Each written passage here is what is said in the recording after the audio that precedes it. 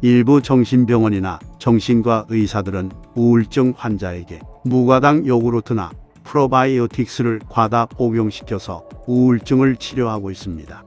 모유에는 아기가 소화시킬 수 없는 유산균이 과다하게 들어가 있습니다. 그것의 목적은 아기가 아니라 아기의 장내에 있는 장내 미생물을 위한 것입니다.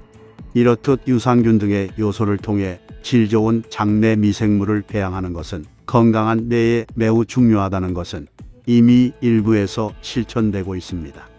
오늘 한 줄의 힘은 브레인 메이커라는 놀라운 책을 통해 음식이 뇌를 만든다는 것을 과학적으로 입증한 저명한 신경학자 데이비드 펄머터 교수의 주장을 자세히 안내해 드릴 것입니다.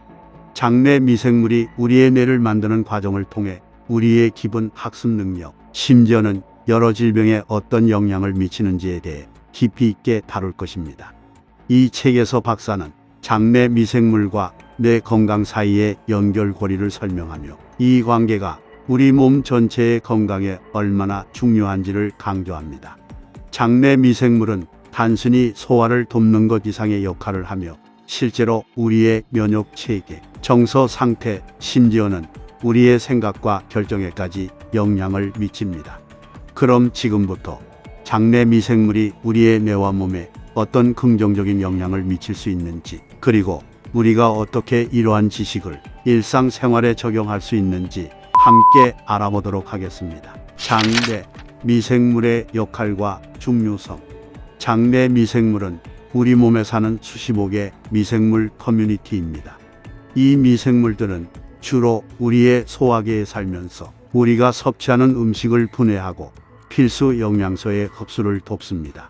하지만 그 기능은 여기서 멈추지 않습니다. 장내 미생물은 우리의 면역 체계와 긴밀하게 상호작용하며 건강한 면역 반응을 유지하는 데 중요한 역할을 합니다. 이는 우리 몸이 감염과 질병에 효과적으로 대응할 수 있게 도와줍니다. 놀랍게도 장내 미생물은 뇌와 직접적으로 대화를 나눌 수 있습니다. 이른바 장내 축을 통해 장내 미생물은 우리의 기분, 스트레스 수준, 심지어는 우리의 생각과 행동에 영향을 미칠 수 있습니다. 예를 들어 장내 미생물은 세로토닌 같은 중요한 신경 전달 물질의 생산을 촉진할 수 있는데 이는 행복 호르몬으로도 알려져 있죠. 그렇다면 우리는 어떻게 이 장내 미생물을 건강하게 유지할 수 있을까요? 핵심은 다양하고 균형 잡힌 식단을 통해 장내 미생물에게 필요한 영양소를 제공하는 것입니다. 특히 섬유질이 풍부한 식품, 발효식품, 그리고 프리바이오틱스와 프로바이오틱스를 포함한 식품이 여기에 해당합니다.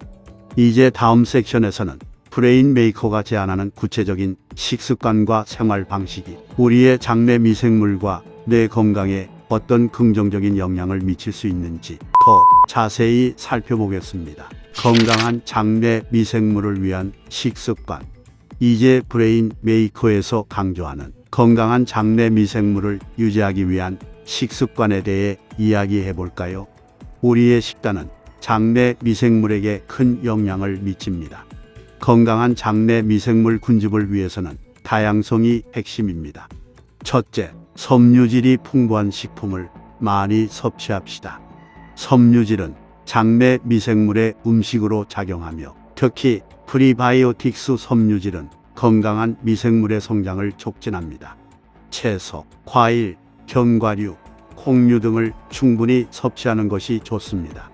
둘째, 발효식품을 규칙적으로 섭취합시다. 요거트, 케피어, 사워크라우트 등 발효식품은 프로바이오틱스, 즉 유익한 미생물을 제공합니다. 이러한 미생물은 장 건강을 개선하고 면역 체계를 강화하는 데 도움을 줍니다. 셋째, 건강한 지방을 섭취합시다. 오메가3 지방산은 염증을 줄이고 장내 미생물 군집의 건강에 긍정적인 영향을 미칩니다. 연어, 아마씨, 호두와 같은 식품에서 이 지방산을 찾을 수 있습니다. 마지막으로 가공식품과 설탕의 섭취를 제한합시다. 이러한 식품은 건강에 해로운 미생물의 성장을 촉진하고 장내 미생물 군집의 다양성을 감소시킬 수 있습니다. 생활 속에서 적용하기. 이번 섹션에서는 브레인 메이커의 권장 사항을 우리 생활에 어떻게 적용할 수 있는지 구체적인 팁과 방법을 살펴보겠습니다. 건강한 장내 미생물을 유지하기 위한 작은 변화가 큰 차이를 만들 수 있습니다. 첫 번째 팁은 직접 식사를 준비하는 것입니다. 가공식품을 피하고 신선한 재료로 요리함으로써 우리 몸에 필요한 영양소를 제공할 수 있습니다. 예를 들어 아침에는 프로바이오틱스가 풍부한 요거트에 신선한 과일과 아마씨를 더한 파르페를 만들어 보세요. 두 번째 팁은 시장 농산물을 이용하는 것입니다. 계절에 따라 변하는 신선한 과일과 채소를 섭취하면 다양한 종류의 프리바이오틱스 섬유질을 섭취할 수 있습니다. 이는 장내 미생물의 다양성을 증진시킵니다. 세 번째 팁은 발효식품을 집에서 만들어 보는 것입니다. 집에서 김치나 사오크라우트를 만들면 발효 과정을 직접 관찰하고 이해할 수 있을 뿐만 아니라 프로바이오틱스를 자연스럽게 섭취할 수 있습니다. 마지막 팁은 건강한 지방을 식단에 포함시키는 것입니다.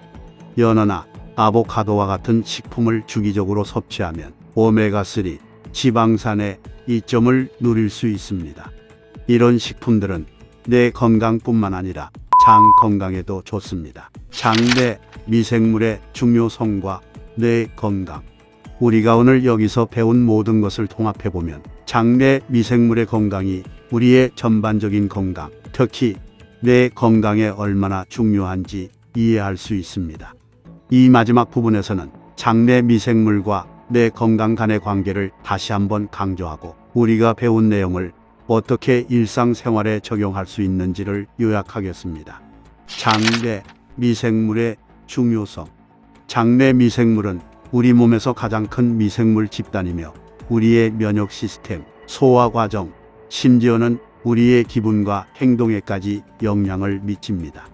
건강한 장내 미생물 군집은 다양하고 균형 잡힌 식단을 통해 유지될 수 있으며 이는 우리 몸 전체의 건강을 지원합니다. 최근의 연구들은 장과 뇌 사이에 직접적인 통신 경로가 있음을 보여주고 있으며 이는 장내 축으로 알려져 있습니다. 장내 미생물의 불균형은 뇌 건강에 부정적인 영향을 미칠 수 있으며 이는 기분장애, 인지기능 저하, 심지어는 신경퇴행성 질환의 위험 증가로 이어질 수 있습니다. 균형 잡힌 식단을 유지하고 발효식품을 포함하여 다양한 식품을 섭취하여 장내 미생물 다양성을 증진시킵니다. 규칙적인 운동과 충분한 수면은 장내 미생물의 균형을 유지하고 전반적인 건강과 웰빙을 증진시키는 데 도움이 됩니다. 이 영상이 여러분에게 유용한 정보를 제공했기를 바라며 여러분 모두가 장내 미생물의 건강을 통해 내 건강과 전반적인 웰빙을 개선할 수 있는 길을 찾기를 바랍니다. 여러분의 건강 여정에서 여러분을 지원하고 앞으로도 건강한 생활 방식에 대한 더 많은 정보를 공유하기를 기대합니다. 지금까지 시청해 주셔서 감사합니다. 구독과 좋아요, 댓글, 알림 설정은 채널의 에너지입니다.